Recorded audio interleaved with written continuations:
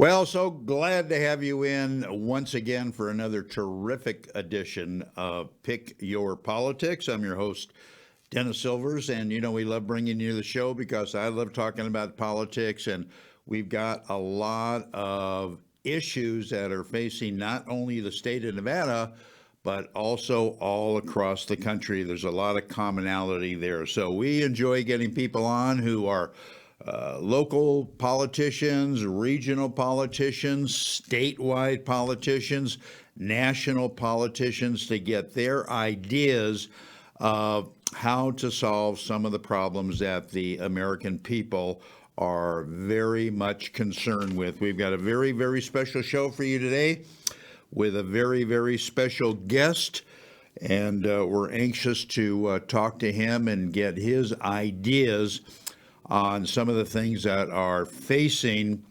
Nevada. Let me tell you about our special guest, Stavros Anthony. Currently serves as the Lieutenant Governor of the great state of Nevada. Prior to that, the Lieutenant Governor served as a member of the Las Vegas City Council, I believe representing Ward 4, from July 2009 through December 2022. Stavros began his career with the Las Vegas Metropolitan Police Department in 1980 and retired as a captain after 28 years of service. While on the city council, Stavros served as mayor pro tem from July 2011 to April 2015 and was reappointed in June 2020 by Mayor Carolyn Goodman.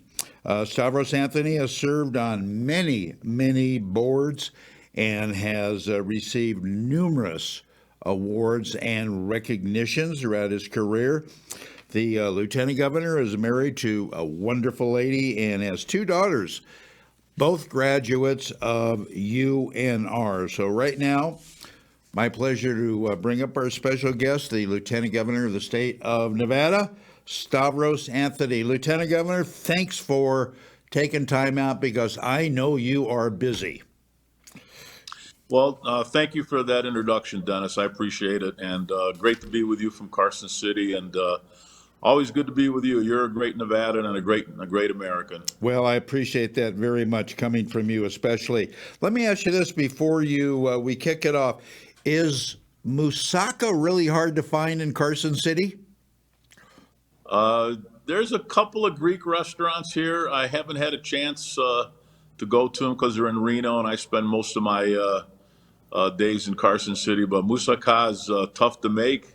Yeah. And you have to. It's probably the best moussaka is the one my mom makes. So I'm going to stick with that one. I love that. I love that. When you started experiencing life in Carson City in your role as Lieutenant Governor, what surprised you most about being there? Well,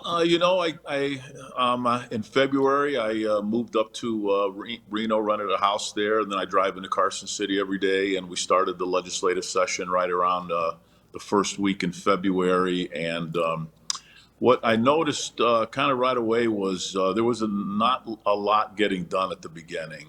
There was a lot of hearings and a lot of talk and things in the hallway, but really not much getting done. It was just taken a long time to get things moved, through the process. And part of that maybe it just takes a while to go through the process, but I think a lot of it was the Democrats, basically control the legislative branch, and they control the agenda, and they control how fast things move along. And I think part of the strategy is to wait till kind of the last minute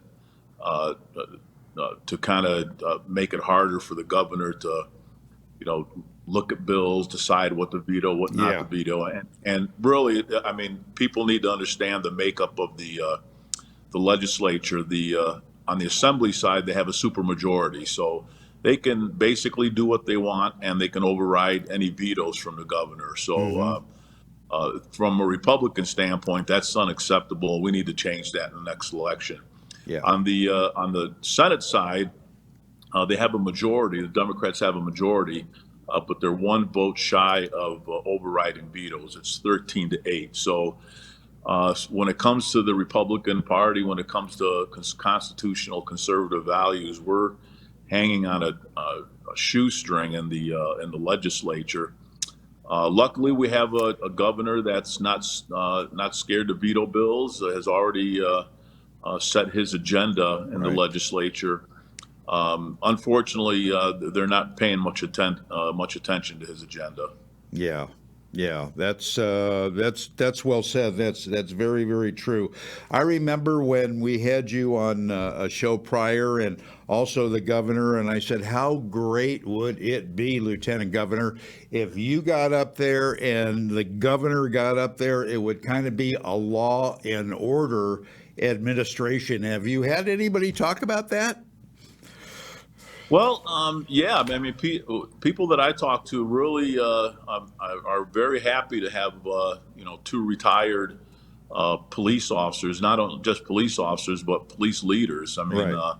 obviously Lombardo ended up being the sheriff. As you mentioned, I retired as a captain, but I think people want the governor and lieutenant governor to have common sense, to be able to rationalize between right and wrong, to be strategic in their thinking, Right. and and that really is reflected by the five bills that the governor put out there. One deals with education and more parental involvement, Right. freedom, and school choice. The other one dealt with trying to make tougher to commit crimes in the state of Nevada instead Right. of coddling the criminals. The third one dealt with school violence. I mean, there's a lot of school violence that's occurring right now because of the policies that the Democrats passed in the Right. last legislative session, and another one holding state employees and government accountable to the people. And there is one other one that is just I'm not remembering. I'm sure I remember during our conversation, but these are basic common sense bills, and unfortunately, the Democrats in the legislature who control the committees they haven't had a hearing on most of them. They won't even discuss them. They won't even bring them up for discussion or debate. And obviously, that makes me mad, and it makes the governor mad. Yeah, and we're going to get to that, and they're kind of holding you up because it's tied into the state budget and other stuff, but we will get into that. Both you, Lieutenant Governor, are very personable, very, very a good guy. So is Governor Lombardo. How difficult, or is it still a challenge for you to deal with the various personalities from our elected officials in the Senate and the Congress? How do you work that? Well, that is somewhat of a problem because when you're a police officer or a police captain or the sheriff, um, you're, you're kind of your timeline is a lot shorter. You're ready to get things done. You're ready to sit down with people, talk it out, find out what the right thing is to do, and move it along, get things done, implement good policies that are good for our community. And unfortunately, that's not how it works in the legislature. Things are at a snail pace. So we're kind of action oriented, and the legislature is really not action oriented. It's all about getting your bill passed. It's all Right. about you know going through committees and back and forth, and the leadership in the legislature has no problem just killing bills that are good bills. Uh-huh. And what I'm learning is having our legislature meet once every 2 years is absolutely a good thing. That's the way it should be, because you can do a lot of good things during that 5 month period. And you can do a lot of damage, and so it's great that we have a legislature that meets only once every 2 years. Um, because it's really about getting things done for the state of Nevada and for the people, and that's how we want to act, and we're going to do that outside the legislature. Yeah. Do you ever foresee, Lieutenant Governor, Nevada getting growth-wise big where the legislature will meet every year? Is that a possibility?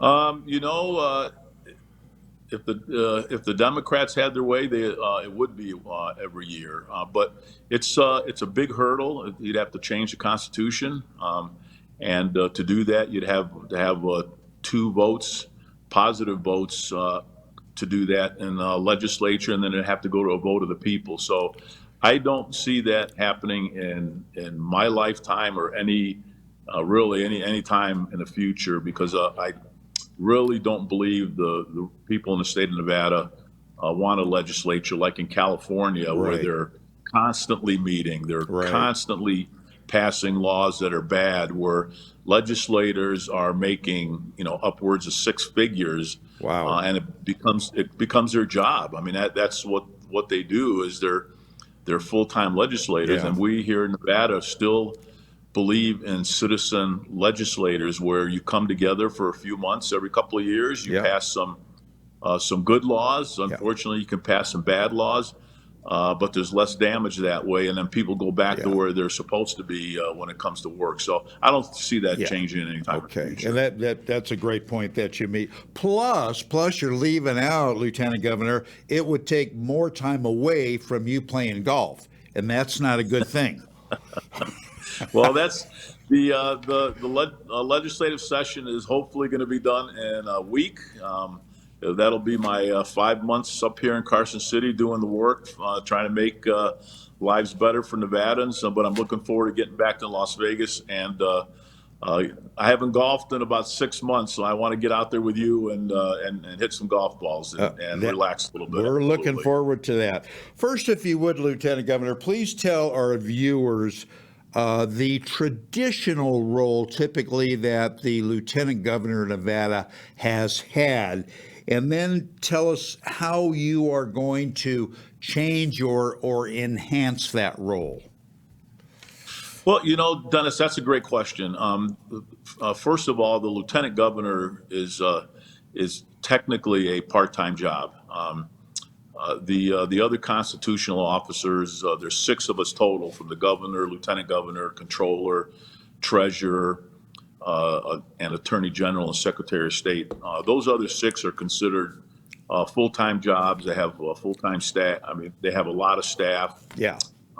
They have pretty big operations. The lieutenant governor is different, where it's considered a part-time position. But I don't see it as a part-time position. I'm not going to treat it as a part-time position. So, for example, right now my full-time job is president of the Senate. So every single day I come to Carson City and I run the Senate session. I gavel them into order. We go through the business of the day. Sometimes it's 30 minutes. Sometimes we've gone till 11 o'clock at night, depending on what's happening. But that'll be over with in a week, and then I'll be done with that. But the rest of the time, I have some pretty significant responsibilities that I believe are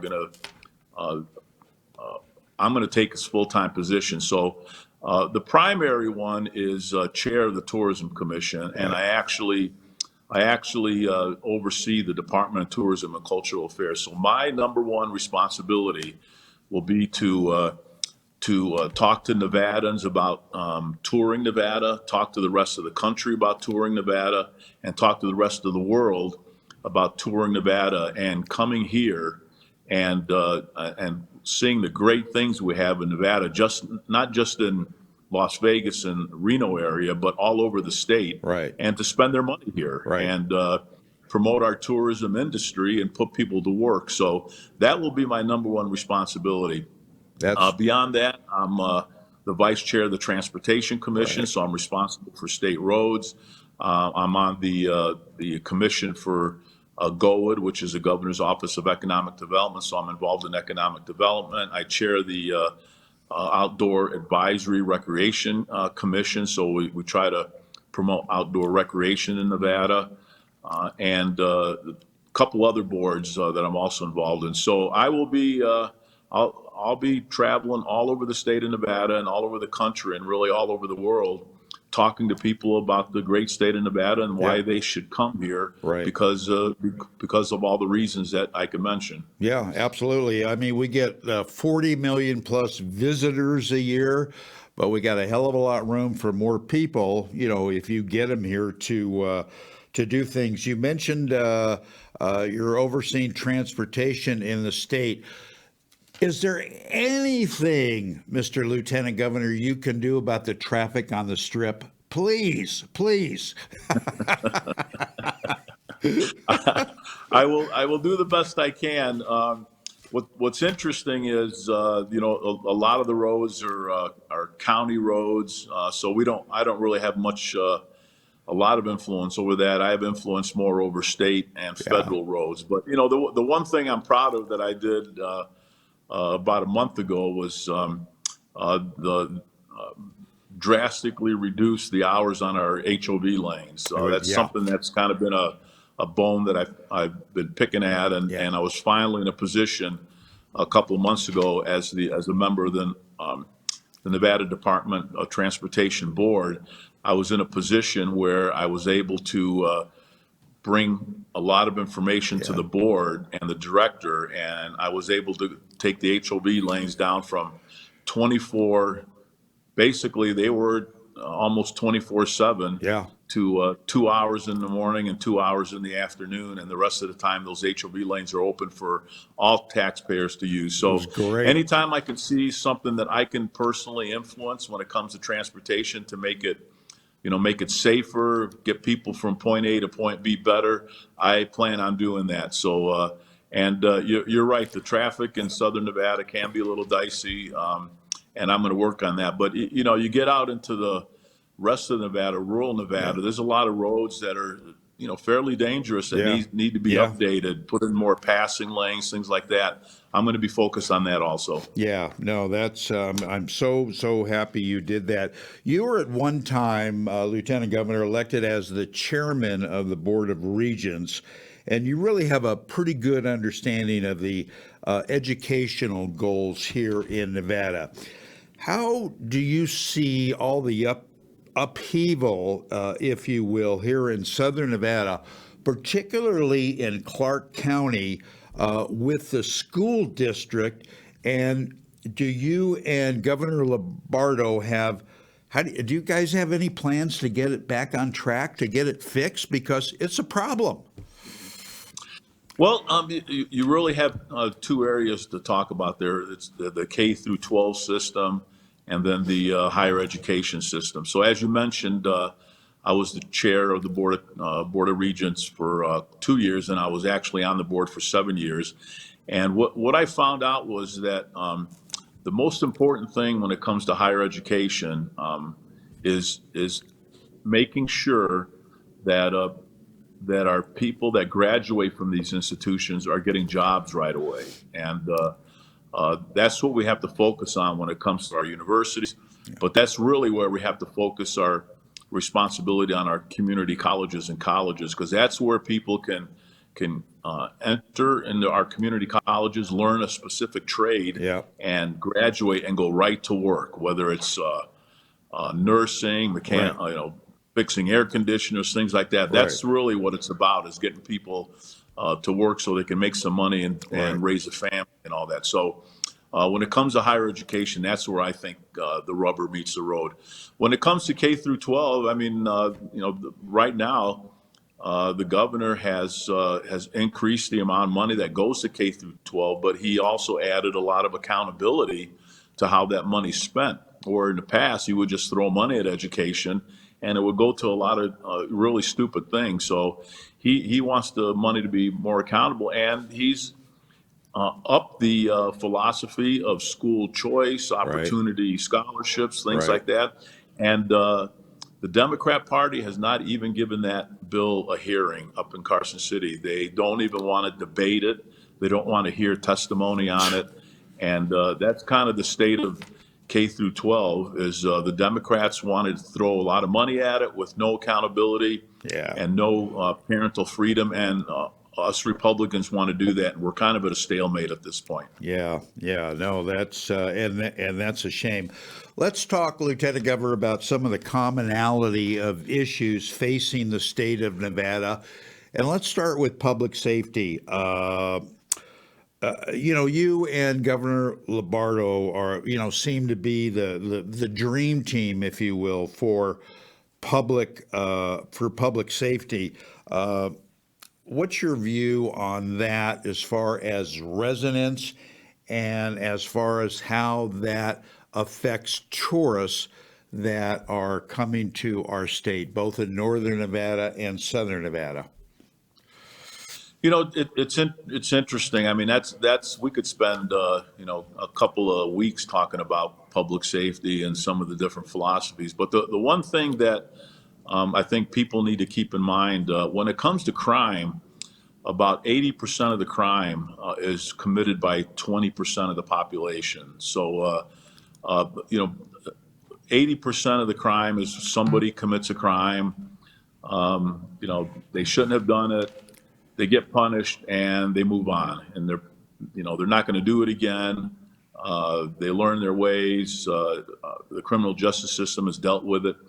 But the other 20% are career criminals. These are people that commit crime after crime after crime after crime. And if you don't come down harder on these folks, they're going to continue doing it. And that's what really happened in the last legislative session when the Democrats were in control. They made it harder to punish career criminals. So it took, they relaxed bail. They made it harder to punish criminals through the criminal justice system. And they learned that they can commit crimes and kind of get away with it, and they're going to just continue it. And that's what's caused an uptick in crime. And that's what we're trying to fix here with the several bills that have been introduced, is to make it tougher on career criminals.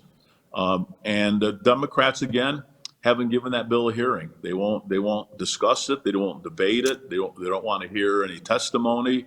And believe me, the criminals that are out there hear that and say, you know what, I'm just going to continue my criminal ways. And it's not good for public safety. So that's something that is a big deal, and it's not being dealt with up here. Yeah, and it kind of emboldens them, and it's ridiculous. A growing problem, Lieutenant Governor, in the state is homelessness, especially here in Las Vegas. That's having an impact on both residents and visitors. What are your thoughts on bettering the homelessness situation? I know it's complex. People have various thoughts as to why it's happening. They have various thoughts as to what we should do with the homelessness. It's becoming a problem. How do you and the governor see this? Well, we dealt with the homeless issues when I was on the Las Vegas City Council for many, many years. Right. I mean, it was a problem when I got there in 2009, and it was a problem when I left in 2022.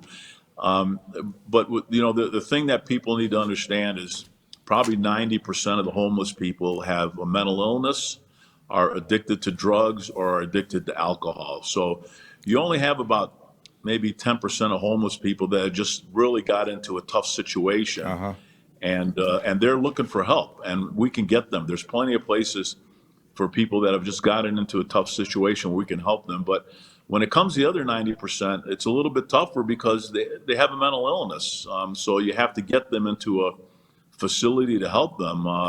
These people that have drug addictions and alcohol addictions, you have to get them into a facility in order to help them. And at the city of Las Vegas, we spent millions and millions of dollars to build what's called a courtyard in downtown Las Vegas, where we can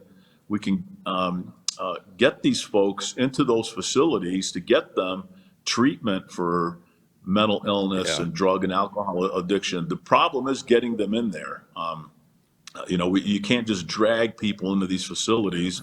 The courts have said you can't do that. We ended up passing an ordinance when I was on the city to make it really against the law to sleep on the sidewalk. I mean, you can't just set up a camp on a sidewalk. You can see that happening in LA and Oh, San yeah. Francisco, complete disaster. So we decided we're not going to tolerate that. So if you're sleeping on the sidewalk, you got a tent in front of somebody's business, uh, we're going to either take you to a facility to get you help if that's what you want, or you're going to have to go to jail because we can't have you there. So we Right. gotta be compassionate with people that that have problems and that have found themselves out in the street. But again, you can't tolerate disorder and destruction of communities because people just decide they want to live in somebody's front yard. So Right. on the with the Democrat Party, they're more in a position where, hey, you want to sleep on the sidewalk, go right ahead. You want to cause chaos in the streets, go right ahead. But the Republicans and people like the governor and we need to be a little bit tougher with the homeless population to Yeah. get them help, but to make sure they're not destroying our communities. Exactly. And people would be very, very appreciative. A couple of minutes left. And I want to ask you about the state budget. How involved are you in the state budget? Well, I'm involved in some of the discussions, but it's really the governor that puts the budget together with all his staff. He's got a lot of directors. He runs a pretty big operation, so he puts the budget together and then he sends it over to the legislative branch, and they have to pass bills in order to support the budget. So I'm involved actually on the executive side and the legislative side when it comes to the budget. Yeah. But right now we're kind of in a stalemate because the governor has said if you don't hear my bills, you don't put them up for discussion and debate. Any budget items you send over to me to sign, he's going to veto them. And if we get to that point, then we're going to have to go in the special session. So the next 7 days are going to be very interesting between the bills that the governor he just all he wants is a hearing. He just wants to have the debate and the discussion, and they won't even do that. So keep an eye on the next 7 days to see how this process shakes out. The last day is next. I can't remember if it's next Monday or Tuesday, and then we'll see if the session is over with and we do have a budget and hearings. If not, we may be going into a special session. Yeah. Well, do me a favor, tell those people that you've already got a half dozen tea times set up down here in Vegas, and there's no way you're going to be spending some extra time up in Carson City. Last question for you.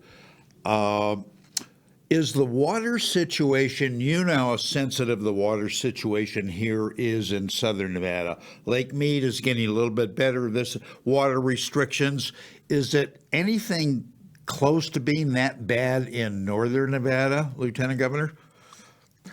We're actually having flooding up here. The governor actually issued a declaration of emergency right now because there are some communities like Yerington and Carson Valley and some other ones that are having significant flooding because this was the biggest snowpack in northern Nevada in 50 years. In fact, driving back and forth from Reno to Carson City during the winter here was absolutely treacherous. There were some days you couldn't see 10 feet in front of you. So the snowpack up in Lake Tahoe, someplace it was 20, 30 feet high. And now it's starting to warm up. It's raining. That snowpack is melting. It's coming down the mountain. It's filling up rivers, lakes. It's overflowing.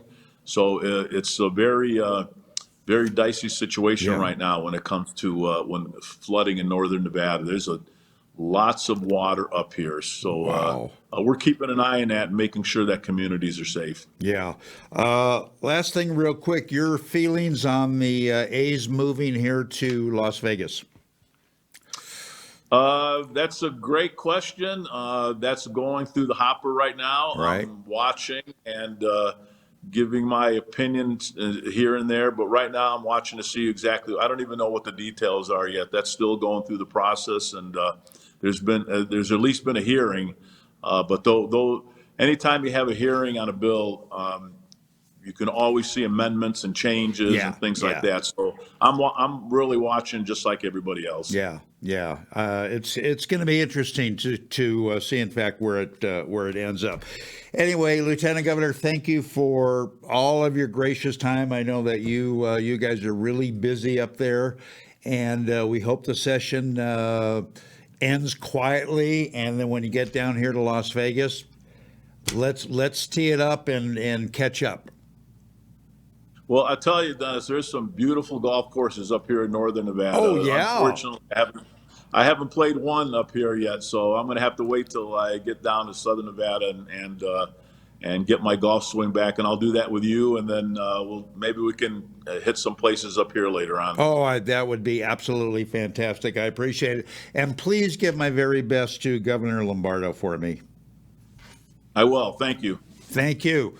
Thank you very much. All right, that was Lieutenant Governor Stavros Anthony from the great state of Nevada. He's a good guy. He's a good legislator. Lots of experience. We enjoyed having it. Anyway, that's going to wrap it up for this edition of Pick Your Politics. I've been your host, Dennis Silvers. And remember, election comes around, you got to vet your candidates, but the most important thing for you to do is get out and vote. Anyway, we'll see you around next time. So long, everybody.